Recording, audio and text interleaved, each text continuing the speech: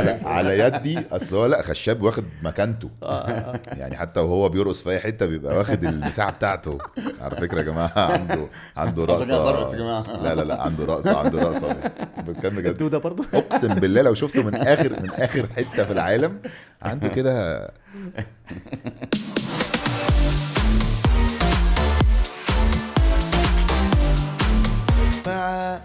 هو ده البرنامج، هو ده.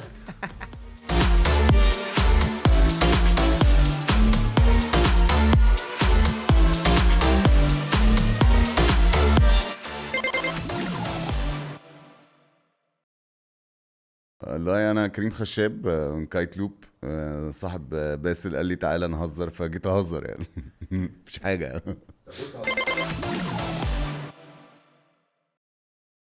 احلى جزمة دي ولا ايه؟ جزمه بتقولي؟ تحفه. تحفة الجزمة. هو اللي قال، اصل هو عاده ما بيقولش حاجات كده. الجزمه دي ملبوسه مخصوص عشان خاطر خشبون يعني. بجد والله العظيم عشان خشاب معروف برقصه الهيب هوب، الرقصه اللي هي المعينه دي، وعلى طول جزمه بقى طلع كده. بص اوف عندي خطيرة. إدمان. عندي ادمان. فانا لابسها مخصوص عشان ابقى ادابتنج كده طب اهو. لا عاديه بيضه. ايه ده عادية؟ ايه يا ابني دي جديدة دي؟ ما تبقاش مجامل والله. والله لا البيسك الجامده. بس عادي، basic، جزمه بس عاديه اللي هو بيضه يعني. أيوة. لو عارف داس اللي فيها هو فطينه هيزعل يعني. لا بس اللي هي الاولد سكول دي، عارف اللي هي الاولد جولد دي. لا والله. حاسسها اللي هي اللي بتبقى مضروبه دي عشان دي سهله مضروبة. يعني. هي المهم سهلة. فدي على شرف استاذ خشاب. سلام عليك. مسافر فين بقى؟ سافر السويد. كمان شويه الطياره. ها رايح تعمل ايه؟ راح سكي تريب. سكي تريب. فمن كايت يستر. سيرفينج لسكينج، عارف يعني أنت إيه سكي؟ اي حاجة يستر. ممكن تتكسر انا طالع. عارف يعني ايه سكي؟ يعني بتهيألي شفتها. سكي تريب دي بتاعت بس سكي تريب دي جديدة عليا. دي بتاعت الناس المعينه. ايوه طبعا. اللي هو انت ساكن دي لو بادجت يابا. انت ساكن فين؟ معلش عشان الناس ما تفهمناش غلط. لا دي لو بادجت. احنا هنشرط لك دلوقتي. هتساكن فين؟ لا، بس السراج شرط مول لي. رايح يعمل هتلاقيه سكي في ساكن السراج. هتلاقيه ساكن في المعادي. ايوه. انا اخر مره طلعت فيها سكي تريب الحقيقه كنت في عادي، رحت لبنان يعني، اتهنت جامد، وعملت السنو بورد مش أوكي. السكي. قلت عشان انا دايما بخاف من السكي ان هو عامل كده ويفتح. والارض بتزحلق، فخايف بقى يعمل كده فاهم، يجرى لي حاجه. فطلعت بالسنو بورد وجرى لي ما جراش بقى. عارف الكرتون السنو بول ده؟ طبعا معروف. لا خد بقى دي اول مرة عملت سكينج، بس يعني كان هو سنو بوردنج برضه عشان نفس الحركة. خفت برضه عشان رجلي تعمل الحركة المعينة، فقلت انا هاخد سنو بوردنج. رحت انا وكان معانا 8 اصحابي في تشيك ريبوبليك في براغ. فرحنا عشان نعمل السكينج. رايحين بقى لابسين ايه مبدئيا كده يعني. الكلام ده في ديسمبر. جينز مثلا. جينز. اوف. جينز لوفرز، كوت اللي هو بتاع خروج بالليل ده، اللي هو عارف اللي هو الاسود كده بتلبس رايح على جاز كلاب يعني. تلبس على البدله. بالظبط. ايوه عارف. ولابس بلوفر وبتاع. ومهم رحنا، انا كل اللي في دماغي ان احنا يعني الدنيا هناخد حاجه اسمها بيجنر سلوب. انا ده اللي في أوكي. دماغي، هناخد بيجنر سلوب. البيبي. بيجنر سلوب ده انا قلت اللي هو هنط هوصل. المهم رحنا لقينا الراجل قال لنا طب يا جماعه انتوا محتاجين تأجروا لبس جير. قال اول لك حاجه. هقول لك ايه اللي جه في دماغك. اقول لك اصل ده اللي حصل معايا. قول لي. وطلعت بالجينز طبعا. وطلعت الايس من البوكسر السنو ولا ايه. انا قلت الراجل ده بيشتغلني طبعا. وعايز يعمل مني فلوس طبعا. فهيديني ايه؟ هديني بنطلون، ما انا لابس بنطلون. مش فاهم ايه اللي هيحصل يعني. وحياة ربنا بالظبط كده. احنا كلنا قلنا لهم ده ايه الراجل ده بيشتغلنا، يلا بينا. طلعنا قلنا لهم البيجنر سلوب. طلع ان البيجنر سلوب ده حاجه مثلا بتاع 10 كيلو فوق. ركبنا التلفري كمان طالعين بقى. انا طالع ما زهقت اصلا وانا طالع، لحد ما في الاخر طلعنا فوق نازلين. الناس كلها بتضحك علينا. أنا ببص حواليا الدنيا برد بقى مش عايز اقول لك. انت رايح بقى سكي في يعني التلج. طبيعي. انت طالع التلج. لو مش تلج يبقى انت طبيعي. رحت مكان غلط. ونزلنا وعيال صغيره بقى كتير. عيال صغيره كلهم طايرين بقى. طاير. المهم نزلت والله العظيم انا ما كملتش ثانيتين. انا مش عارف اوقف. انا مشكلتي مش عارف اقف ايوه بس انت عملت حاجه قبل كده فيها بورد وبتاع عملت خالص. ويك بورد لا خالص. انا طالع بلاص. اوكي. فمش عارف اقف وعمال اسرع. فبحاول اوقف باي شكل. فاقوم واقع على اقوم واقع على الارض عشان اوقف نفسي. اخر مره قمت طاير. عارف في بس هي بس ايه حته كده سلوب. سلوب صغير كده، قمت واخد السلوب طاير قمت نازل على رقبتي، اوف. قلت لهم بقول لكم ايه يا جدعان انا مش انا هلعب اوت، اللعبه قمت دي. قالع حطه على كتفي ونازل بقى طب ولو الجبل لما وقعت كله.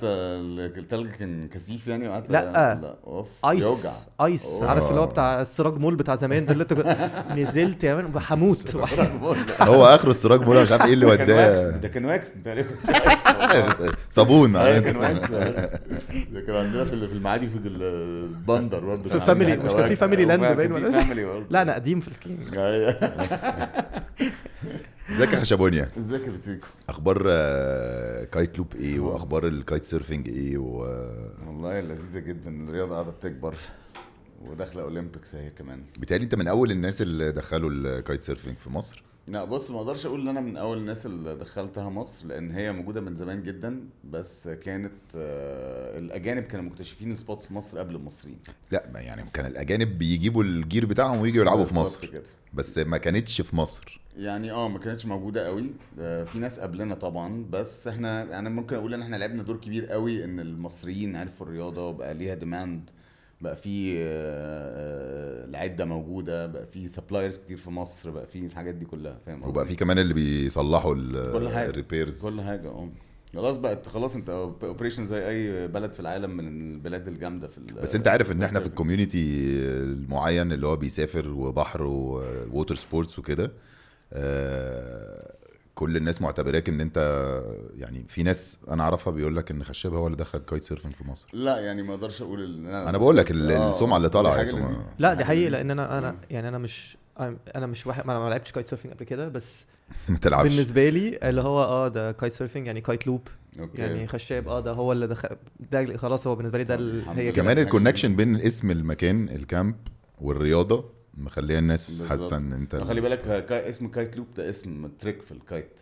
اوكي. الكايت سيرفنج عامه اللي هو لما تلوب الكايت وانت بتعمل اي تريك بتديك دبل باور في اي تريك، يعني دي واحده من التيرمز المستخدمه كتير في الكايت سيرفنج يعني. هنتكلم بقى على التيرمز طبعا. انت عمرك ما جربت الكايت سيرفنج، نصيحتي ليك اتس تو ماتش فن. ما تجربهاش. لا لازم هتبسط قوي بجد، ما تجربهاش. انا جربت على الارض بس حبيبي ما دخلتش. لو انت يعني لو جربتها مش هتشتغل قوي. لو انت على السنو واتضايقت واتعورت كده، فانت في الكايت سيرف مع انه ميه انت هتتهان. لا مش للدرجه دي. خشاب انا هقول لك على حاجه، انا بروح الجونه، اخويا عايش في الجونه وبيكايت سيرف وبتاع، فانا قلت هلعب معاه وانا لحد دلوقتي مش فاهم فكره الهوا. اوكي. الدايركشن مع السبيد مع وزنك مع كبر الكايت، انا مش قادر يعني ماثيماتيكلي مش قادر احسبها. اوكي. تمام. فدايما مبقاش عارف امشي كده ولا اطلع كده ولا اتشقلب كده، لحد ما مره الحقيقه دخلت وكان في جاست. اوكي. جاست ده المره واحده دي. طب خلينا اشرح. طيب اعمل اكنك مش فاهم عشان اشرح لك، عشان لو في حد مش فاهم يفهم. قديم قوي الراجل بتاع سكينج قديم. المهم لو انت عندك سرعه الهواء مثلا 16 تمام، ساعات بيحصل في 3-4 ثواني كده ال 16 دي بتنط مثلا ل 24 صح؟ وبترجع عادي لو انت مثلا تعمل كده بالظبط. فانا لبست في واحده من دول وكنت راجع داون ويند صح؟ يعني هي وات ايفر بقى. فراجع انا عند الشط، فالميه عماله تقرب من الارض يعني، وحصل الجاست ده، انا طرت تقريبا 13 او 14 متر. ما تهزرش. وطبعا انا وصلت فوق حته اول مره ازورها، حته اول مره اشوفها، ومستني انزل تحت بقى بحر بعيد بقى فاهم حاجه يعني. انت فاهم ايه 13 14 متر يعني؟ النادي الرياضي، البول الرياضي اللي فيه منط، اخر واحد ده 10 متر صح؟ تقريبا. لا هو شكله مش متخيل. لا لا عنده ساعات بطيء شويه. المهم وقعت يعني جالي اتضايقت زعلت قوي. المهم خلينا في الاكسبرتس. ايه اللي حصل خلاك تجيب وات انترستد يو في الكايت سيرفنج، ودخلته ازاي بقى وعملت لا اكتشفته ازاي اصلا وهو زمان قوي كده كانش لسه اصلا حد عارفه؟ انا كنت عايش في دبي اصلا، كنت بشتغل هناك كوربريت لايف، موظف طبيعي جدا، وكنا بنروح هناك بيتش كمان زمان كان اسمه وولف جونج بيتش، دلوقتي المشهور بكايت بيتش يعني. كايت بيتش ولقيت ناس بتعمل الرياضه دي، ف I was interested يعني. عمري كنت عملت اصلا حاجه، كنت بعمل ويك يعني كل فين مارينا زمان وبتاع. فرحت قعدت اسال يا جماعه ايه، لقيت واحد مصري هو اللي بيعلم اصلا، هو الماستر اللي هناك يعني. فقعدت اتكلم معاه شويه وبتاع، طب ابتدى يعلمني. طب قلت له بقول لك ايه، ده كريم؟ لا اسمه مصطفى حسيني. وقلت له بص انا عايز اتعلم الرياضه دي وبتاع، بس الفكره ان الكونديشنز بتاعت يعني انا ابتديت البيزنس بتاع الكايت سيرفنج اسرع من ان انا فعلا ابتديت اعرف اعمل كايت سيرفنج، لان انا شفت فيها اوبورتونيتي حلوه قوي، ولقيت ان هي في مصر هتعمل شغل جامد. فانا قبل اصلا ما ماستر ان انا اعرف الكايت كويس، كنت رجعت اوريدي مصر، رجعنا الساحل، خدت unpaid leave من الشغل، ونزلنا ابتدينا البيزنس بتاع الكايت سيرفنج ده على البحر في الساحل. ايه ده انتوا ابتديتوه في الساحل؟ ابتدينا اصلا في الساحل. مراسي. بس الساحل بحرها قاسي قوي على الكايت بس سيرف. في مراسي كان في حته باي في الاخر كده. الحته فاكرها الحته دي، فاكرها. فقعدنا فيه كذا سنه، وبعد كده رحنا خدنا الارض بتاعت راس سدر دي، عملنا عليها المشروع اللي هو كان موجود لغايه من اول 2011 لغايه 2017. ده اللي هو مشروع الكامب بقى اصلا، بلس ان هو بقى فيه كايت سيرف. اللي هو ثيمد كامب للووتر سبورتس عامه يعني، كايت سيرفنج. بس هو اصلا يعني جزء منه كبير توريزم ولا بس ولا انتوا يعني ايه كانت ايه النيه وبعدين الموضوع اتقلب ازاي؟ يعني هي النيه اللي احنا فكرنا ان احنا نعمل ميكس ما بين الاثنين، ان احنا نجيب الناس نعلمها الرياضه دي، وفي نفس الوقت مش محتاجين يطلعوا بره المكان، فنديهم الفول اكسبيرينس بتاع اوضتهم على البحر، اكلهم شربهم على البحر، عيالهم موجودين على البحر ان كيس اوف ان هم كابلز جايين يتعلموا وعيالهم موجودين معاهم. فقلنا عملنا الفكره دي، كنت انا وساعتها وكنت معايا 3 شركاء في المشروع، وقلنا هنعمل فول اكسبيرينس. فالحمد لله كان حظنا حلو، وعرفنا نبني المشروع اللي هو كان في راس سدر ده. وراس سدر اياميها زمان كانش في حد قبلنا فتح الا بسنه سنتين، اللي هو سول فلسيان ده. وكانت لعيبه راس سدر اصلا كانتش لسه حتى سمعت بالظبط، وكانش فيها اوبشنز اكوموديشن كتير. فالحمد لله الفاكتورز دي كلها طبعا كنا عايز اقول لك ان انا اول مره في حياتي اروح راس سدر كان بسببك. أيوة. يعني انا رحت عشان خشاب فتح مش عارف ايه هناك، فرحت. ما كانش راس سدر ده سبوتايت. كانت معروفه قوي للناس اللي هم بيلعبوا السبورت دي، اللي هي اصلا ما كانوش كتير، فاهم قصدي. بعد كده الناس ابتدت تلاقي اكوموديشن اوبشنز اكتر، المكان سمع الحمد لله بسرعه جدا. احنا كنا متخيلين احنا مش هنشتغل كويس في الاول، عشان ابتدينا يعني احنا كنا المفروض نفتح في شهر 3 2011، جت الثوره فاخرنا لغايه شهر 6. قلنا هناخد الريسك، فالحمد لله طبعا مش الناس كلها في الثوره وبتاع. بعد كده دخلت الحوارات، مش الناس مش عايزه تقعد في القاهره، فده ساعد برضو، فالمكان ابتدى يشتغل كويس، ابتدت ناس اكتر تتعلم الرياضه، ابتدينا نجيب براندز اكتر من بره، ناخد توكيلات وحاجات كده. وفي ناس كتير طبعا، مصطفى حسين ده ساعدنا كتير جدا اللي في دبي. فالعمليه ابتدت تقوم ظريفه يعني. بعد كده الناس ابتدت تدخل سبورت، وابتدت تدخل البيزنس بتاع الكايت سيرف، فده برضو ساعد. جونة طبعا، جونة هستيريا ريتد من سبوتس ريتد العالم في الكايت سيرفنج يعني. خطير فيها الكايت سيرفنج. بس الايفوليوشن ده حصل ازاي؟ يعني انا فاكر زمان حتى لما انا كنت بروح، كنت انا شايفها مش عارف ليه، كنت شايفها رياضه خطر جدا. وانا كنت ساعات بيجي لي فترات كده ببقى فرفور فيها، مش عارف يعني، بتبقى فترات معينه كده في السنه يعني، مش كتير يعني. مش فترات يعني. لا يعني اللي هو اصلا مش تاخد بالك منها يعني.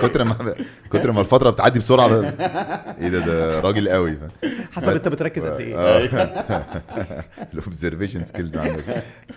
فما كنتش بلعب، كنت بقعد كده على البحر تنتن وبتاع واتفرج وكده. فالموضوع اتنقل من ان احنا كان اخركم 2 3 وانت بتبقى واحد منهم اصلا، عشان انت داخل بماركت بقى، فاهم، داخل بماركت بيتشقلب بقى في المايه وحاجات كده، لدلوقتي ان انت بقيت تروح ماشي بعربيتك من على الهاي واي، لسه ما دخلتش الجونه او لسه ما دخلتش راس سدر، انت شايف 200 كايت في جوه في نص البحر، وبيطلع من الشط البيوض يركن جنب مركبه ويرجع تاني. التطور ده حصل ازاي؟ خلي بالك انت برضو، انت عدد ناس كتير. بعد كده الرياضه اصلها ميزه الكايت سيرفنج ان هي ممكن من سن صغير قوي لغايه سن كبير كل واحد هيلاقي حاجه يعملها في كايت سيرفنج يعني. اللي هيتمرن كايت سيرفنج ده عايز يكروز فهو هيتبسط قوي، مش عايز يعمل حاجات اكستريم. اللي عايز يعمل حاجات اكستريم عايز يكروز، فاهم قصدي. انت فاهم الفكره يعني بجد. بيكروز بيخش يتدنجل يعني انت خلاص انت ريبليست الويك بوردنج، ان انت خلاص انت مش محتاج ولا مركب ولا محتاج حد يسوق لك حاجه، انت معاك الكايت بتاعتك وماشي في المايه. فده اصلا احساس لوحده فانت عندك لغايه 60 70 سنه بيعملوا كده عادي. بس عيال صغيره بتعمل كده. وعيال صغيره بتعمل كده بقى. عيال صغيره معظمهم بيروحوا للحته الاكستريم اللي هم الفري ستايل بالاير ستايل بالحاجات الديسبلين. عيال بيتهيألي صغيره من- ده اللي هو اطفال يعني. لا بيتهيألي من 5 يعني أنت 6 أول من 5 12 6 لا من اول لا. 12 سنه 14 13 سنه السن ده هو المناسب عشان بس الوزن. 12 سنه ده يبقى ماسك كايت كامله وداخل جوه. اوكي 12 13 سنه بيلعب عادي يعني. اسرع ناس علمتهم في حياتي انا زرطت اللي هم- جامد في 5 6 دي بس لا، انا 5 6 ده صغير يونس شوية. بس لا، ابن 5 6 في اخويا 10 سنين كمان بيعمل يعني في ديبندز على حجمه وكده وبيخاف من الميه ولا لا واثق فينا يعني فاهم قصدي. اثليت مش اثليت الكور سترينث بتاعته قد ايه حركات بالظبط. فانت عندك لكل ايج جروب حاجه تعملها بكايت. عندك اللي عايز ينط ويطير، اللي عايز يعمل فري ستايل زي الويك، اللي عايز يكروز بس، اللي عايز يكروز وينط نطه خفيفه ويحس الاحساس ان هو طاير وينزل تاني الميه. مش محتاج حاجه، محتاج كايت بتتنفخ معاه في باك باك بس let's agree on something انه الكايت سيرف مش محتاج ليفل فتنس معين. لان انا كنت سافرت سفريه كده وكنت بعمل باك باكينج وسوقنا في اسبانيا. رحنا تاريفا. تاريفا دي يا باشا ما فيهاش حاجه، كامبات برضو كده هي كايت سيرف مع كايت سيرف وبحر بقى، بس بحر بتاع العريش ده. رحت العريش ده العريش اللي هو الموجه اللي هي ويا باشا الاقي لك بقى 60 و70 و80 سنه عادي في الكايت رايح راجع. خلي بالك تاريفا ريتد نمبر 1 سبوت على العالم بقى لها سنين. والله انا رحت ريتد نمبر سبوت 1 كنت قاصد اصلا بقى لها سنين يعني. اتس تاون بيست على السيرفنج عامه. هي مبنيه على الهواء. تاريفا دي انت عارف الرمله اللي بتلسع فبيحطوا بدل الشماسي كده بيحطوها كده عشان تقعد جنبها. هبل يعني. طب وايه اللي بيحصل لو هي الرياضه قايمه على الهواء؟ الرياضه قايمه على الهواء كلها. وايه اللي يحصل لو الهواء بقى وقف ولا ما ينفعش؟ ولا حاجه. لو انت في المايه والهواء واقف ولا حاجه، هتقع على الكايت وتستنى حد يجي ياخدك. ما عندكش حل تاني. مفيش اي حل تاني. فدلوقتي هو المفروض لو بتفرق لو واحد اتعلمها وهو صغير. طبعا اكيد بتفرق يعني. الاكزامبلز اللي احنا شفناها السنين اللي فاتوا من الناس اللي هم اتعلموا صغير وصلوا لايه دلوقتي. طبعا في ايفولوشن عامه حصلت في الرياضه عامه في مصر وبره مصر. دلوقتي عندك كوربريتس براندز كبيره بتسبونسر رايدرز بيلعبوا. دلوقتي الكايت سيرفنج داخل الاولمبيكس، في اتجاه من وزاره الشباب والرياضه او وزاره السياحه اوريدي ان يبقى في بطولات عشان نطلع منها منتخب مصر. هو عمره في حصل بطولات هنا في مصر؟ حصل بطولات كتير. حصل بطولات كتير جدا. حصل بطولات كتير وفيها بطولات دوليه حصلت في مصر في الجونه في كذا حاجه. وفي بطولات محليه بتتعمل وفي بطولات اجتهاديه بتتعمل من اصحاب اللي هم الناس اللي في البيزنس. ودلوقتي في اول بطوله جمهوريه اوفيشال عشان كايت سيرفنج دخل زي ما قلت. فلازم دلوقتي يبقى عندنا منتخب مصر. فالحمد لله احنا خدنا ان احنا نبقى الهوست بتاع بطوله الجمهوريه دي في راس سدر ان شاء الله في نص 5. ما تهزرش. This is amazing يعني. مبروك. وده هيبقى الناس ممكن تروح وتتفرج. طبعا طبعا اكيد. هيبقى في كايت لوب في الكامب اللي في راس سدر بالظبط. وكايت لوب اللي هو جوه مطار بيتش ريزيدنس الديفلوبر البارتنر معانا يعني. فطبعا ده توجه من وزاره الشباب والرياضه وزاره السياحه ومعانا الاتحاد المصري للشراع وهم عاملين مجهود جامد قوي في الموضوع ده برضه. الكايت لوب اتحطت تحت الاتحاد المصري للشراع. احنا بقينا الهوست بقينا سانكشن باي الاتحاد ان احنا ممكن نعمل بطوله جمهوريه عندهم يعني. عندنا قصدي يعني. لا انا قصدي الرياضه نفسها دخلت دلوقتي تحت. خلاص انت بس انت لما ابتديت كايت لوب زمان كانش في اي ما كانش في اتحاد. كانش في اي حاجه. طب ما هو ده اللي بقوله. بس لما عملنا بطوله كان لازم. احنا اول بطوله عملناها في حياتنا عملناها في سوما باي في 2013. دي كانت بطوله دوليه. فكان لازم عشان اخاطب الاتحاد الدولي للكايت سيرفنج لازم اخاطبه كاتحاد. ما ينفعش اروح اخاطبه ككايت لوب. اوكي. فروحنا الاتحاد المصري للشراع اللي هم كان معاهم اوريدي كان معاهم ويك بوردنج كان معاهم ويند سيرفنج. رحنا قلنا لهم يا جماعه احنا عايزين نعمل 1 2 3 وهنعمله اوريدي خلاص سوما باي عايزين نعملهم معاهم واحنا جاهزين. احنا فاضل بس ان انتوا اللي تخاطبوا الاتحاد. فبصراحه ساعدونا جامد الفتره دي. عملنا اول بطوله في مصر دوليه بس كانت ريس. كانت كايت سيرفنج بس كانت ريس. اوكي. ما كانش فيها تريكس ولا اي حاجه. هي ريس بس. اوكي.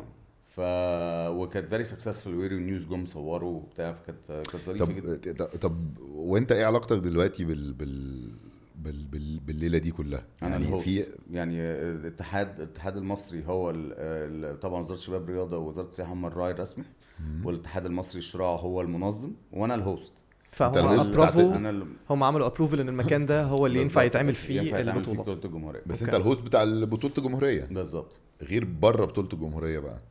لان انت obviously عملت محاولات واتكلمت مع ناس واقنعت ناس انت واللي معاك مثلا وعملتوا فرق في الرياضه دي ان هي تتحط على الخريطه. بالظبط كده. فانت دلوقتي بقى ليك اكنك ريبريزنتيف بقى جوه ليك بوزيشن الاتحاد في أو حاجة. في الرياضه دي، ولا انت البوزيشن بتاعك ثرو كايت لوب ان انت بتهوست بس؟ لا حاليا ثرو كايت لوب. قبل كده كان ليا تواجد في الاتحاد بس ما عادش كتير، عشان بحكم ان احنا كنا جايبين بطوله الريس يعني في مصر مع الاتحاد الدولي. اوكي. بعد كده خدت ساعتها زي كورس كده ان انا ابقى حكم دولي يعني. ودلوقتي بقى خلاص بقى الاتحاد بقى منظم اكتر، بقى في ناس اكتف اكتر، بقى في ناس ديديكيتد ليه اكتر. ديديكيتد ليه اكتر. فبقى الموضوع بقى ليه شكل وكيان ان هو ممكن نخاطب اتحادات بره، ممكن يبقى عندنا منتخب فعلا يرعوه، فاهم قصدي؟ في ناس بتسبونسر. الموضوع اختلف تماما. بقول لك ايفولوشن حصلت مش بس في الرياضه في ما مصر. كنتش اعرف الحاجات دي خالص. انا كنت لسه اصلا هسالك يعني دلوقتي المفروض الورد تشامبيونشيب اللي جايه اللي هتتعمل في مصر دي اوريدي منتخب اوريدي اختاروه خلاص؟ لا لسه احنا لسه في مراحل بقى. الاتحاد هو اللي سايق الموضوع ده في حته ان هو يعني بطولات جمهوريه، بعد كده يبقى عندنا منتخب مصر، بعد كده يبتدوا ان هم يمرنوه ويطلع الاولمبيكس. اوكي. اللي هيتعمل عندكم هو الفاينل؟ لا هو مش فاينل، هو دي ستوب من ستوبس بتاعت بطوله الجمهوريه. اوكي. يعني لازم تبقى كذا ستوب، هي اسمها بوينت سيستم. ماشي. يعني ممكن يعمل بطوله عندي، ممكن يعمل بطوله عند سكول تانية في سفاجه، بطوله تانية في جونه، بيتس بوينت سيستم. بعد كده ياخد التوب رايدرز، هو بقى دول اللي هو يمثلوا منتخب مصر. بعد كده يبتدي بقى يرعاه ويمرنوه ويجيب لهم مدربين من بره والحاجات دي كلها عشان يطلعوا الاولمبيكس. معلش انا هتلاقيني بسالك كده، اصلا الحته دي بالنسبه لي مم. انترستنج قوي. فهو النهارده يعني انا النهارده واحد بلعب كايت سيرفنج، اوكي هل قررت ان انا انا عايز ابرسو الموضوع ده، اوكي. ايه اللي المفروض اعمله؟ ولا حاجه، انت بتيجي بتتمرن وبتدخل بطولات محليه سواء سانكشند او مش سانكشند، اوكي. اوتوماتيكلي بتتعرف. فانت أوكي. خلاص اوتوماتيكلي بتبتدي تريجستر. عرفت ان مثلا في بطوله في سفاجه مثلا، بالظبط، يبقى عندك كارنيه اتحاد بقى. بيبقى عندك كالندر بقى خلاص. انت أوكي. عارف البطولات فين. بعد كده بتروح تخاطب الاتحاد، بعد كده خلاص انا عايز ابقى واحد من الرايدرز اللي بيعملوا كده. أوكي. او انت لو انت فعلا جامد في الرياضه وبتبتدي تدخل بطولات كتير وبتبتدي تاخد رانكينجز وبوينتس كتيره وبتاع، فانت اوتوماتيكلي بتبقى معروف. خلي بالك احنا لسه برضه في الموضوع صغيره، صغيرين، مش لازم ابقى في كبار التوب قوي زي 3 مثلا. بره. ايه ده؟ لازم ابقى في التوب 3 بص مثلا. ده الاتحاد بقى اللي بيحدد هل هو بياخد توب 3، هل هو بياخد توب 5، هل أوكي. عشان البطوله جايه فلازم ياخد توب 10 عشان أوكي. يبقى معاه ناس احتياطي. اوكي. لسه دي مش واضحه يعني. بس هو ده الاتجاه عامه. خلاص هتبقى زي اي رياضه بتجهز فيها المنتخب مصر يطلع بطوله عالميه. وفي الاخر من فاهم. كل البطولات المحليه دي بيختاروا لتس سي مثلا طلع فيه لتس سي 10 مثلا، ال10 دول هم احسن 10 دول بقوا الفريق. بالظبط. ياخدهم بقى، يجيب لهم مدربين من بره يمرنهم، يحضروا بقى الاولمبيكس، الحاجه اللي هو زي اي رياضه. هي امتى بقى لها قد ايه في الاولمبيكس دلوقتي؟ لسه دي اول سنه هتدخل الاولمبيكس اللي جايه. لسه ما ابتدتش يعني؟ لسه هتدخل واحنا هنبقى فيها. احنا قبل كده كنا في البطوله الدوليه بتاعه الجي اس كي، صح اسمها جلوبال كايت سيرفنج. لا يعني كلها سبونسرز. يعني البطولات قبل كده اللي كان ليها فيها تواجد مصريين كانوا كلهم رايحين يا اما دافعين من جيبهم يا اما جايبين سبونسر يدخل معاهم. في براندز كتير قوي بقت سبونسر ناس. اوكي. فكلها كانت اجتهادات، وبياخد بوينتس وبياخد رانكينجز وممكن يجيب سبونسرز من بره. فده كان امله، لكن ما كانش عنده فكره ان هو يبقى في منتخب مصر. دلوقتي بقى في الحته دي which is تطور يعني. ده تطور رهيب. تهريج ان احنا من هنا لهنا ومصر طبعا. لان دايما اللي عندنا المشكله دي كميه سبوتس تنفع للكايت سيرفنج هبل. زي الدايفنج. انت عندك بمجمل السبوتس اللي موجوده في مصر عادي جدا يكون عندك 300 يوم هوا في السنه من 365 عادي. انت السيزون بيخلص في حته بيبتدي في حته ثانيه. الساحل رف كونديشنز اكتر بس فيها هوا في الشتاء. بعد كده عندك البحر الاحمر شغال لغايه مثلا حته بتاعت راس سدر وقبل شرم الشيخ لغايه مثلا شهر اللي هو لغايه شهر 10 11. كان عندك مرسى علم والحته الجنوب والزعفرانه وسفاجه والحته دي الهواء بيبتدي. فانت عندك في كل شويه عندك لو انت لعيب عايز تتمرن يعني هتلاقي حته في اي وقت تتمرن فيها. ايه اشهر بلد بقى بتاعت كايت سيرفنج؟ برازيل؟ بص في كذا حته. في البرازيل طبعا فيها كاباريت، دي حته حلوه جدا في الكايت سيرفنج. طريفه زي ما انت قلت في اسبانيا، داخله في المغرب حته من الحتت سمعت كتير عنها يعني جنه كايت سيرفنج. عندك بوروكاي في الفلبين، عندك ايه تاني، عندك في الشاتي في تركيا. في سبوتات كتير بقى كتير جدا في العالم. مالديفز تحفه، فاهم قصدي؟ طب سؤال بقى يعني ممكن ما يعجبكوش قوي. مم. تعرفني انا هزلوق قوي في اسئلتي. حكايه قديم بقى. هل الرياضه دي تعتبر رياضه اغنياء؟ بص هي مش رخيصه. let's be honest هي مش رخيصه. اوكي بس بالتطور اللي حصل بكتر السبلايرز اللي بقى موجودين بكتر الناس اللي دخلوا الرياضه دي بقى في سكند هاند ماركت كبير قوي بقى في سوق ليها كبير قوي زي العربيات. ممكن تروح تجيب كايت ما تجيبش سيره العربيات ما بقاش في عربيات والعربيات عماله بتغلى كل يوم. بقى في عادي ممكن تروح تجيب كايت موديل من 10 سنين فاتت تجيبها برخص تراب. عايز تجيب كايت جديده شويه هتدفع. يعني فاهم قصدي بقى فيها بقى سوقها كبير. يعني مش اللي هو زمان كنا بنشوف نستنى الاوف سيزون في جنوب افريقيا مثلا يخلص عشان نبتدي نجيب كايتس رخيصه او نحاول نجيب بالك ديل. ايوه بس ستيل انت اللي بتتكلم فيه ده من طبقه عامله معينه وانت طالع. بس مثلا انا اقدر اروح. ما بقتش كده. مش قصدي يعني انا اقدر اروح مثلا نادي السكه الحديد وابقى اشترك في فريق كوره والعب. لكن ما فيش حته موفره لي ان انا اروح والسلام عليكم عايز اعمل كايت سيرفنج. ليه عندك اوبشنز تاخد تأجر. مش لازم تشتري في الاول ممكن تأجر. غاليه. لا مش قوي. مش يعني بتختلف ايه حته سياحيه زي الجونه مثلا في اسعارها غاليه. مش قصدي حاجه على الجونه اكيد بس اسعارها يعني قصدي في حتت مش غاليه وفي حتت تعتبر رخيصه. سفاجه والحتت اللي تحت في حتت فيها سياحيه وفي حتت فيها ممكن تلاقي حاجات بادجت كويسه تناسب اي حد. فلا هي فيها فرايتي مش زي الدايفنج انت عارف ان انت هتقع. فاهم قصدي؟ كنتش عارف ان لكن الكايت سيرفنج لا فيها فرايتي. فيها ممكن تروح لسكول تلاقي طب في عندي قديمه خدها اجر عده قديمه بس جديده شويه بكذا جديده شويه بكذا اجنبي مصري. فاهم قصدي؟ ولسه اوبفيسلي لو احنا تطورنا بالطريقه دي في خلال الكام سنه اللي فاتوا دول بتالي هيبقى في تطور اكتر. ناس تفتح نوادي هيبقى الموضوع اشتراك وتخش وتاخد الحاجه وتتمرن وبتاع واللي هيخش بطولات. خلي بالك الموضوع تطور لدرجه ان بقى في مصريين بيروحوا يعملوا كايتس. يعني لما بيسافروا الصين يعملوا their own كايتس براندز بتاعتهم. بس لسه مش في مصر. لا احنا بنطلع نصنع بره. في ناس بتعملها اجتهادي بس بتجيب كل سبير بارتس من بره اللي هي من كايتس قديمه من كايتس فيها ديفوهات بتاع بس لسه كانت تصنع انت كايت من اول بيجمع. بيجمع بالظبط. احنا ملوك التجميع نموت في التجميع. بس هو يعني دلوقتي النهارده اغلى حاجه في كل البروسيس هي بس الايكويبمنت. بعد كده الدنيا سهله. ما فيش حاجه. البحر ببلاش بقى وهوا ربنا. البحر ببلاش. ولو هتروح انت خلي بالك انت من البرايورتيز بتاعت اي سبوت تنزل تلعب فيها لازم باي ذا بوك. لازم يكون حته فيها سيفتي بوت ريسكيو بوت ولازم يبقى حته مجهزه ان الناس شايفينك عشان لو حصل اي حاجه الحاجات دي كلها.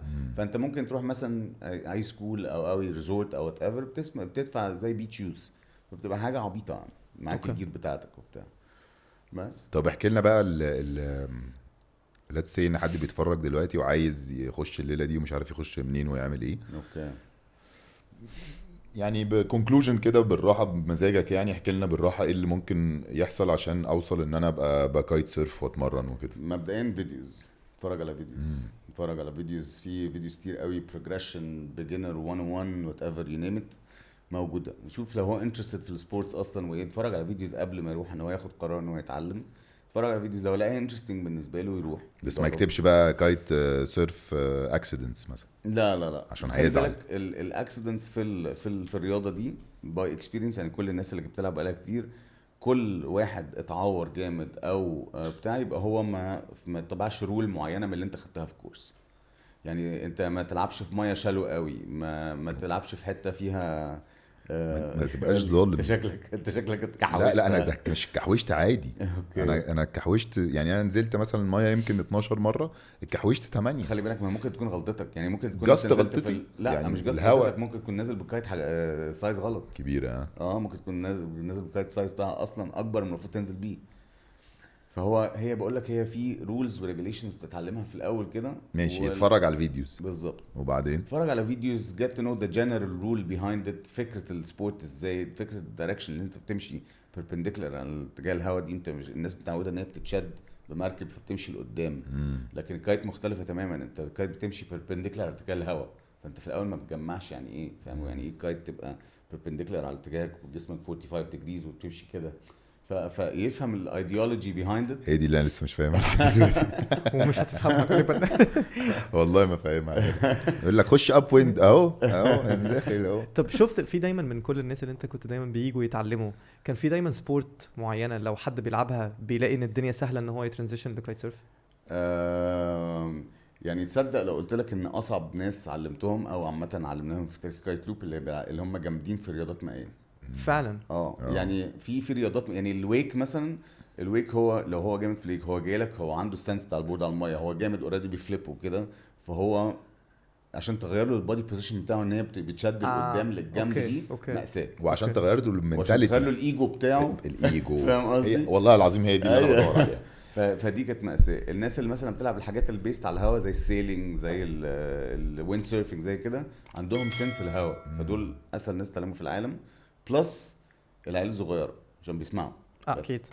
اكيد هو مسلم نفسه، هو جاي يسمع، ما عندوش بقى انا قوي في الشركات مش هتشدني. هي ما الايجو. عندوش، هو الايجو. انت جبتها من الاخر بالظبط، هي الايجو. بس لقيت ناس كتير خايفه تخلي عيالهم يجربوا كايت سيرفنج اوت اوف اكسيدنتس وكده. طبعا في ناس كانت اول حاجه بتشوفها الاكسيدنتس ايه، بس لما تقعد تشرح لهم ان لا الاكسيدنتس بتحصل 1 2 3 بقى كده، بصوا الكونديشنز اللي احنا ننزل نتعلم فيها عامله ازاي. فاهم قصدي؟ يعني هل ما ننزلش في ميه شالو قوي، ننزل في ميه ممكن تقف، بس في نفس الوقت لو طرت من ارتفاع هتقع في الميه. بتلبس سيفتي جير، بتلبس امباكت فيستس او لايف فيستس او وات ايفر، بتلبس هيلمت، الحاجات دي كلها. بلس الحاجات دي كلها اصلا بتبقى مجبوره على الناس من الاتحاد الدولي. في دلوقتي اتحادات او في اورجانيزيشنز معينه بتمونيتور السنترز، هل ملتزم بالسيفتي ريجوليشنز ولا لا. بعد كده بقى في حاجات لهيئات محليه تيجي تكشف عليك عشان يطلعوا لك الرخصه، بيتاكدوا ان انت اصلا بتتبع التعليمات دي. فالموضوع بقى ريجوليتد اكتر، فمجبر الناس اصلا هم يتبعوا السيفتي بروسيجرز اكتر يعني. وسبيشالي دلوقتي مثلا حد زي كايت لوب بسبب ان هو هوست كمان للورد تشامبيون، فهتلاقيه كمان السيفتي ريجوليشنز دي ما بتهزرش. طبعا ده حقيقي. يعني انا عشان اخد الرخصه في غرفه الغوص في وزاره السياحه بيجوا يعملوا معاينه، عندي ريسكيو بوت، عندي قد ايه عدد جير، عندي سيفتي جير قد ايه، عندي الانستراكتور شويه خبره قد ايه، عندي كل الحاجات دي عشان يطلعوا لك رخصه اصلا انت تنزل الناس الميه اصلا. فيعني فالدنيا بقت منظمه اكتر، وبقت مونيتور اكتر، مش عشوائيه زي زمان. انت زي زمان اي واحد ينفخ من قدام بيته على البيت على البحر. انا كنت لسه هقول لك احنا يعني بتعمل كده فعلا. مش من اي حته. كانت كده شويه برضو يعني، كانت ماشيه لسه مش منظمه، لسه الناس مش عارفه دي ايه لسه. فاهم قصدي؟ المهم بقى انك لو رحت كايت لوب وقاعد على البحر كده بتتنتن وبتبص الناس بتكايت، وبعدين تلاقي الراجل ده داخل. ده ايام كان عندي ركب بس انا عامل على 200 صليب. بقول لك ايه ده اصلا الفكره اصلا ان انت بتحس ان اللعبه دي مدياك فرصه تتبسط، بمعنى ان انت فت بقى، مش فت قصير طويل تخين رفيع اي بالزبط. حاجه بدام عارف توزن تعمل البالانس ما بين، يعني انت خشاب يمان بيتشقلب في الهوا شقلباز يعني بالحجم اللي انت على يدي. اصل هو لا خشاب واخد مكانته يعني، حتى وهو بيرقص في اي حته بيبقى واخد المساحه بتاعته. على فكره يا جماعه عنده رقصه. لا عنده رقصه بكام بجد. الدوده برضه اقسم بالله لو شفته من اخر حته في العالم عنده كده بفتكر فاكر دي والجزمه واللبس وكده. فهو خشاب بيتشقلب يعني، في كايت بتشيله وتتشقلب بيه وكل اللي بحبه يعني زي الفل. والكايت عايشه كمان. طب احكي لنا عن كايت لوب بقى.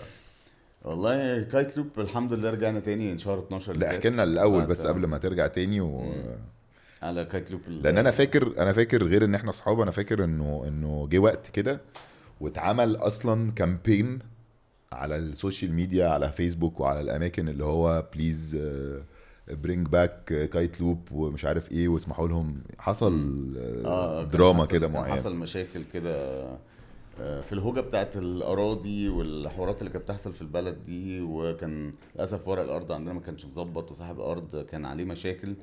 فطبعا خدنا في الرجلين، وبعد ما كنا بقالنا تقريبا 7 سنين في راس سدر، فجالنا قرار ازاله وتهدينا، وقعدنا بقى فتره بنشتغل بقى اللي هو اكتيفيشنز، ساحل، ووتر سبورتس، تنزل زعفرانه اكتيفيتيز لغايه ما نلاقي مكان بيرمننت يعني.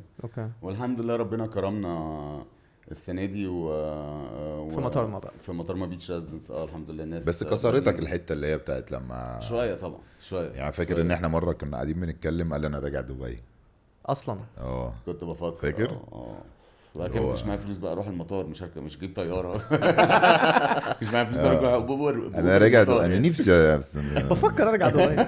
كويس. لسه كويس ان انت ما بقاش معاك فلوس عشان اديك رجعت فتحت تاني وظبطت الحمد لله الدنيا. الحمد لله ربنا واللي انا عارفه يبارك. ان كمان في ابجريد فظيع. الحمد لله. لا ما انت شاء الله رجعت من دلوقتي حاجة. بقيت كمان تبع الاتحاد يعني، هو مفيش الحمد راجعه لله. اكتر من كده. الحمد لا لله. وكايت لوب نفسها اللي انا فاهمه ان الاوض اتعمل لها ابجريد والعدد كبر الحمد لله دخلنا مع ديفلوبر عنده فيجن لذيذه بصراحه، وعاملين شغل حلو قوي قوي يعني. عاملين المكان يعني انترناشونال ستاندردز، مش واللي هو مش داخل بهدف ان هو انا هعمل حاجه واستنى هتجيب فلوس هجيبها، لا هو داخل فاهم من ما هي- الاول ثبت رجله، فاهم قصدي. ما هو دلوقتي لما الناس هتبتدي تشوف البوتنشال ان السبورت هتجيب لها مش بس مجرد التوريزم، بس كمان جايبه لها دلوقتي كمان وورلد تشامبيونشيبس، وجايبه لها منظر ان هي صح. دلوقتي هيبقى في حاجات هتتصور اكشلي جوه ده ميك حقيقي. سنس ان هو دلوقتي لا انا مش ده هبص حقيقي. لها كبروفيت غير سنتر. كده المكان مش بس بيس على الووتر سبورتس زي زمان، لا دلوقتي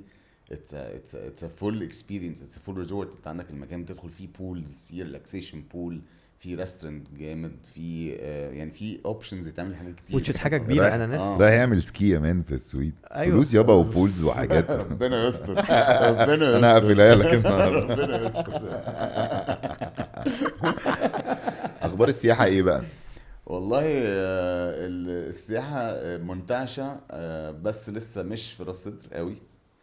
الداخلية هي اللي منتعشة جامد، عشان بعد الكورونا، بعد الحبسه. بعد الحبسة وبعد الدولار كان عالي قوي والحاجات دي كلها، فالسياحة الداخلية انتعشت أكتر بكتير. بلس الايج جروب اللي بقى بيسافر مش على ايامنا اللي احنا كنا بنسافر عند سن معين، لا بيسافروا دلوقتي، الجامعات بتسافر، المدارس بتسافر، كل ده عامل ترافيك لذيذ يعني. when it comes to سياحة خارجية لراس صدر لسه مش زي زمان. مش على الخريطه قوي زي لسه الجونة مركزة أو- كايت سيرفينج قوي. مركزة قوي على الكايت سيرفينج او الاكسباتس اللي عايشين في مصر او بتاع، لكن لسه ما فيش جروبس، لسه ما فيش تور اوبريتورز شغالين على راس صدر. بس حلو ان دلوقتي لسه زي حاجات. مطار ما بيتش ريزورت والحاجات دي هتشد. بالظبط كده، لما يكون كل ما يكتر ما فيش التور باص اللي بيجي ده بيبقى فيه بيعدي هو رايح على 36 شرم. روسي ينزلوا. هو رايح على شرم، فأنت ترمي لهم بقى بيشوف راس المسامير. صدر من بعيد بس صح. كده. فاكر حركه المسامير؟ جايب المسامير بتاع يفرقع الكاوتش. والراجل بتاع ينزل. الكاوتش واقف عادي بالصدفه. اديهم اللي هو الليمون بالنعناع أيوة. وكايت. خش جرب لحد ما ننفخ لك العجل. ف عمري ما سمعت عن اي بيرنت بيقول ايه ده انا هاخد ابني اعلمه كايت سيرفنج. اوكي عمري. اوكي. فلسه انا ما تهيأليش ان الحته دي اي حد اصلا لسه فكر فيها خالص. والله لا، ابتدينا نشوفها شويه، بالذات ان دلوقتي الايج جروب بتاع الناس اللي بتتجوز، اليونج فاميليز كتيره كمان دلوقتي. اوكي. اللي لسه متجوز يعني ليه في فكر ده ان هو عايز ابنه يتسحل في حاجه رياضه حلوه، فاهم قصدي. فابتدى الموضوع تلاقي اكتيفيتي اكتر في الحته دي يعني، بعيدا ان هو مش عايز ابنك 10 سنين يدخل كروسفيت ويعمل عضلات، ده ممكن تسحله في رياضه فيها اكشن، بقى فيها بوتنشال، بقى فيها مستقبل. بس فاهم ازاي قصدي؟ يقدر يعملها وهو عايش في القاهره؟ انت عندك راس صدر مثلا سواقه من القاهره ساعه ونص، بس قصدي ازاي كونسيستنسي ان هو يفضل قصده بقى يتمرن. يروح التمرين زي ما بيروح هنا زي ما نادي بيروح مثلا مثلاً. تمرين لا، كورة. يعني ملهاش حل غير ويكندز طبعا، فلازم كل ويكند آه. يضطر ان هو يروح. اوكي. بالظبط. بس اجن اللعبه مش خطر في عين اللي بيلعبها قد ما هي خطر في عين الفضولي اللي بيقعد يخش ويشوف الدنيا اللي بيحصل فيها، فيلاقي حوادث وحاجات كده. يعني انا حازم اخويا عشان بيكايت سيرف، فهو ابنه اللي هو عنده 8 سنين بقاله سنتين بيوديه يعمل التريننج على الرمله وبيركبه قدامه على البتاع ويطلع بيه. اوكي. فهو اوبفيسلي بالنسبه له هي مش خطر خالص، بالظبط. فاهم بالظبط. اللي هو انا بالنسبه لي بتعمل ايه يا مجنون، فاهم. آه. فهو مستني ان هو يتم 10 عشان يطلعه يلونش لوحده. فهو الديبندز انت بتتكلم عن مين، لو واحد في بس برضه خلي بالك لا عشان حازم ديبندز فين يعني، انت خلي بالك انت عندك اخوك عايش في الجونه، بالظبط. فانت عندك الكونديشنز اللي في الجونه از فيري سيف. بالظبط. بالظبط. فاهم قصدي، انت مش هتروح تعلمه في المحيط، فاهم قصدي، هيغرق، لا انت هتعلمه في لو وقع منك في الميه يقوم يقف على رجله، هيقف بيوض يعني فاهم عادي. قصدي، هيقوم يقف على رجله. هيقف حوالين نفس صحابه. الفكره في راس صدر. راس صدر فيها كميه سبوتس حلوه، كميه، احنا كلنا على نفس الكوست، ناس كتير قوي فاتحين مشاريع، كل السبوتس بتاعتهم فرايتي مختلفه، انت بتحس ان هي بلد مختلفه، وكلهم فيري سيف كونديشنز. باتجاه الهواء هناك، ان هو لو حصل لك حاجه هتترمي على البيتش بره، مش تدخل جوه في الغريق ده، غير ان طبعا في ريسكيو بوتس، كل الناس عندها ريسكيو بوتس وكل حاجه. بس الكونديشنز، السبوتس اللي في مصر اللي فيها كونديشنز فريندلي قوي للتعليم، سواء بقى لكل الايدج جروبس، مش بس عيال، تطمن. بس انت عندك مدرسه بقى في كايت لوب، والمدرسه دي هل هتبقى زي النوادي بعد كده هتبقى جزء من الاتحاد؟ والله وي هوب انت لما الموضوع يبقى ريجوليتد شويه طبعا اكيد يبقى. أنا شايف انك تروح تتكلم معاهم، انت اول مره اتكلمت معاهم هم احنا خلي بالك هم لسه في البروسيس بتاع ان بيعملوا. ريجوليتوا الموضوع، فاهم قصدي؟ خلاص بما ان خلاص بقت رياضه داخله اولمبيكس فهم لازم يريجوليتد، فاهم قصدي؟ فهم فيبقى لسه زي في النوادي، البروسيس. نادي بالظبط الزمالك كده. والاهلي وهليوبلس والشمس مش عارف بالظبط. ايه، ده جزء من الاتحاد. ومترخص من وزاره الشباب ومترخص من وزاره السياحه يعني لازم هتبقى عامله كده. لازم ايفنتشلي هو ده التطور بتاعه عشان يبقى عندك ايفنتشلي منتخب مصري يعرف يدخل بطولات. بس فهي رايحه الدايركشن ده خلاص يعني. فيري انترستنج. ايه بقى اصعب تريك في كايت سيرفينج؟ لا ده في بحر اصل في كذا ديسيبلين في كايت سيرفينج. يعني في يعني زي ما عندك في الكوره مثلا الخماسي وال 11 ب 11، انت عندك فري ستايل، اوكي عندك ريس، عندك اير ستايل، عندك سلالم، عندك في بحر من وكل حاجه ليها تريك صعب. اوكي فاهم قصدي؟ بس طبعا اكتر حاجه ادرينالين في الموضوع التو ديسيبلينز اللي هو بتاع الاير ستايل والفري ستايل. دول ديسيبلينز يعني اللي فيهم امتع حاجات ممكن تشوفها من بره او تلعبها في الميه يعني. وكل ما بيبقى فيه مثلا فليبس اكتر كل ما تبقى اصعب، ولا هي بتبقى يعني انت بتتكلم على البوينتس يعني في البطولات بتتاخد ازاي؟ يعني ما كنت هخش بقى بعد كده هل دي يعني بتفرق في البطولات في ولا لا؟ بطولات اير ستايل مثلا، اير ستايل ده اعلى نطه بتريكس خفيفه مثلا. انت أوكي. ممكن الناس تطلع 16 20 متر مثلا. في واحد مصري اللي هو الفيديو بتاعه مشهور في كل حته، ده اللي هو طلع اعلى حاجه في العالم وفضل فوق حبه حلوين، ده اللي هو في دهب اللي كان بيصور من فوق. ده اللي بس ده طلع، ده مش بيطلعش بالكايت بس، ده طلع بالكايت بس كان مشدود بزودياك. ده اللي عملت في بلو لاجون في لا دهب. في واحد تاني، في واحد هبقى اوريك، هبقى ادور لكم على الفيديو. اوكي. طلع مسافه مش طبيعيه وفضل فوق اكتر من ربع ساعه طاير، مش عارف. وبيصور بقى معاه جو برو، بيصور بقى انت شايف يعني الناس ابتديت ما تشوفهمش، اوكي. وهدور لكم على الفيديو ونحطه. شاكك ان هو بص درون. الفيديو. انا بقول لك يعني او يكون راكب على درون بالكايت. متهيألي ربع ساعة دي متهيألي صعبة. اصل ربع ساعه دي ده يبرد حتى قولوا خلصوا بس اللي عندكم. بس حلوه قوي جذبه. بس بقول لك ايه، هقول لك على حاجه تكنولوجي 2022 يا حبيبي. احنا عندنا سكرين ان سكرين، صح يا نور؟ اقدر اديك الفيديو وتحطه ونحط نقول قد ايه الديوريشن ونقول كل حاجه، صح؟ وقتها استاذ كريم ريحان في الحلقه اللي بعدها هطلع انا لوحدي تمام، واحط مكانه على الكرسي هنا دبدوب ملوش اي داتا معنى، والحلقه هتبقى حلوه فشخ. مخده وعليها صورتي زي احمد مكي كده في الفيلم او اي حاجه ليها معنى. ماشي. طب خشان هنحط احكي لنا بقى عن نقلتك من كوربريت لايف لفجأة كايت سيرفينج، وعايش الحياة بتاعت ان انت قاعد على البحر وبتتكلم في حاجة تانية خالص. عندك بيزنس بتاعك، والبيزنس ده البيس بتاعه بطيء. ده حقيقي. مش بيس كمان مثلا اللي هو انت فتحت بيزنس حاجة اللي هو كل يوم بريشر. ده حقيقي. هي بالظبط عكس اللي انت كنت بتعمله. بالظبط كده. ما هو غالبا ده اللي خلاني النقلة دي، ان انا كنت في يعني انا عندي فكر من صغير حتى قبل ما انا اسافر دبي، اللي هو كنت في المرحله اللي لازم اروح اقول لاهلي سافرت برضه دبي كنت عندي 22 سنه، وكنت لسه ابتديت اشتغل في البورصه. كان بقالي سنه شغال في البورصه في مصر، الحمد لله كان حظي حلو ان انا نقلوني فرع دبي. ف الشغل بعد كده ابتدى يبقى ستريسفul اكتر، لان البورصه شغلها ستريسفul جدا. بعد كده ابتديت اشتغل رحت اشتغلت في انفستمنت بانك كبير في اسمه دويتشه بانك ما بين لندن، كنت ما بين لندن وبين دبي. فالموضوع كان صعب، انا كنت اون كول 24 ساعه، لازم ارد على التليفون في اي وقت، لازم اتابع الاخبار العالم كله، لازم يبقى معايا بورتلز في ايدي متابع الاخبار وبتطلع لي نوتيفيكيشنز اللي بيحصل في الدولار، اللي بيحصل في البترول، اللي بيحصل في الكوموديتيز. فقعدت فتره لغايه لدرجه ان انا كنت بروح ثيرابي على حساب الشغل يعني. فتره عشان هو جاي مع العقد غالبا. ستريس ريس سيشنز، بنروح يخلونا نضرب نار، نروح نقعد مع الناس، نقعد نتكلم معاهم عادي كده. وانا اصلا من وانا صغير كان عندي فكره ان انا عايز ات سام بوينت في حياتي عايز اعيش على البحر، بس يبقى معايا فلوس يعني، هوبفلي ده البيرفكت سيناريو يعني. طبعا يعني. فلقيت طبعا ده صعب جدا يتعمل. فقلت بص انا اول ما كان عندي قلت خلاص اخلي الليميت بتاعي 35 سنه. بقى كان ساعتها عندي 22، بعد كده جيت وانا عندي 29 سنه خلاص كنت ادخل في البيزنس بتاع سبورت، ولقيته ماشي. ولقيت فيه سوق لذيذ، فقلت طب ما اخد الريسك، ما انا اوريدي خلاص انا مش قادر استحمل القصه دي. فرجعت على وقت الثوره، فقلت لا خلاص دي يبقى دي ساين من عند ربنا، يبقى خلاص نكمل في المشروع زي ما انا، بس اشتغل من مصر فاهم. بعد كده بيني وبينك ما قدرتش استحمل، قعدت سنه كمان في مصر بشتغل في البورصه ما قدرتش استحمل. قلت اخد الريسك، وانا راجل ما عنديش مسؤوليات، راجل تافه لوحدي، ف انطلق ونشوف هنعمل ايه. وطبعا كانت بيرفكت يعني، ان انا كنت حابب السبورت جدا، وكنت ساعتها في داخل انا ليفل انا عايز فعلا اتقدم في السبورت دي، مش بس بزنس وايز، كنت عايز اتقدم كبرفورمانس في السبورت دي.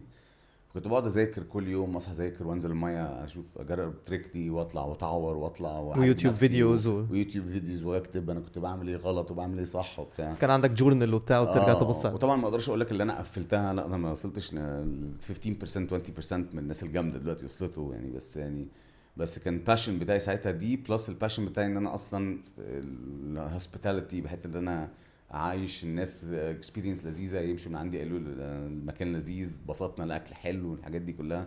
فالكومبو بالنسبه لي كان فيري انتريجينج ان انا اخلي ده البيزنس بتاعي، بلس عايش على البحر. انت جبت كل الحاجات اللي بتحبها في حياتك حطيتهم في سبوتايه في واحده، حته قد كده 20 اوضه مع مطعم دي حاجه يعني بيتهيألي حلم اي حد، بس مش سهله تتحقق يعني. مش سهله تتحقق، ومش سهل تخليها يعني كونسيستنت، محتاجه يعني شغل كتير. هي اصلا مش سهل ان انت تبقى عارف ان هو ده 100% اللي انت عايزه بالزبط. بعد كده اكشلي تاخد الستيب ان انت طب خلاص انا هعمله بجد وخلاص. لان هي كملت لي البيكتشر بتاعنا، انا عايز نفسي اعيش على البحر، بس انا لما كنت اقول كده وانا صغير مش عارف اعيش على البحر اعمل ايه، بس انا كنت بحب البحر جدا، فعايز افضل عايش على البحر، ولا بحب الصيد ولا بحب المراكب اصلا، مش عارف انا عايز اعيش على البحر اعمل ايه، بس انا عايز اعيش على البحر فاهم قصدي. بس لما جت الكايت سيرفنج فكملت لي الصوره، خلاص انا مش محتاج اصلا الحاجات التانية اللي انا مش انترستد فيها، هي دي اللي انا عايزها فاهم قصدي.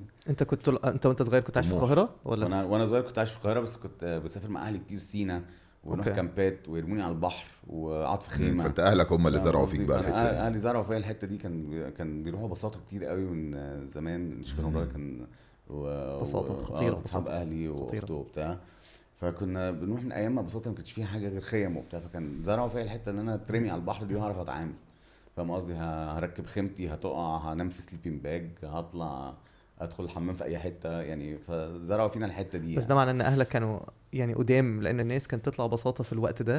ده الناس كانت لسه سينا، لسه ما حدش كان بيفكر يطلع اصلا الحته دي. كانش في حاجات كتير ساعتها كمان، كانت بساطه من اوائل الحاجات اللي اتعملت. طبعا كان هاني لو بتاع كاسا زمان كان هناك من زمان برضو. فانا كنت بحب الجو، بحب سينا كمان، مش بس بحر في اي حته، لا سينا نفسها. فراس صدر مش بنتك، مش بنتي لا. فراس صدر حققت لي بتاع ان هي قريبه من القاهره، وفي نفس الوقت فيها جو سينا. احنا حتى لو انت خدت بالك المشروع القديم كان فيه روح، هو كان كل الاليمنتس سينا ستايل يعني. يعني كان كله كليم، خشب، حلف، حنه فاهم قصدي. فكان سينا بس قريبه من القاهره، فطبعا كان بيرفكت. فانت كنت بتحاول ليفينج يور تشايلدهود يعني. فكانت ظريف. اقول لك على حاجه لذيذه قوي. احنا لو جه اليوم اللي رحنا فيه راس صدر ان شاء الله، ونروح وناخد سينا وسلمى وكل الناس، وندخله يعمل كورس انت تقعد تتفرج انت، وهنصوره نور. ايه ده هنصوره على فكره انا اثليتيك جدا، وهنعمل انا اثليتيك جدا على فكره. يعني انا اقول لك هيوصي عليك ركبتك بالطرقه وانت ماشي، لسه جاي لك. هنصور انا اثليتيك ركبتي بالطرقه، بس اثليتيك عادي. انا هنصور فيديو لكريم وهو بيعمل كايت سيرف، وبعدين هنرجع نحط الكليب من دي على الكليب من ده. ايه ده ونعمل بقى اللي هو ايه على فكره هفاجئكم انت اب فور ذا تشالنج. يلا انا على فكره لعبت بالكايت على البيتش في جونه، وكنت هايل. الولد بقى عمال يعمل لي كده الطياره الورق نو تايم اللي هي بيبقى عليها باتمان وكده، الطياره الورق بتاعت زمان. مش هي دي اللي احنا بنتكلم عليها باي ذا واي، مش هو ده الكايت اللي احنا بنتكلم عليه. بس anyway it's a deal challenge يعني. هنعمل كده وانا هنعمل كده في المكان بتاعك. على فكره حاطط سينا قدامي كمان وعامل كده. يلا بينا دان. فاكر نفسه راكب باجي. المفروض تقفل الفيديو على دي على طول. شكرا كمبوره، انت سيرس نورتونا. هاف فن في السويد. ممكن امشي بالسماعه دي؟ اتفضل. هتنفعك على الطياره. يا ده انا نسيت صوتي الحقيقي. مملكه رجعت تاني، احلى رياضه في العالم، ألذ حاجه.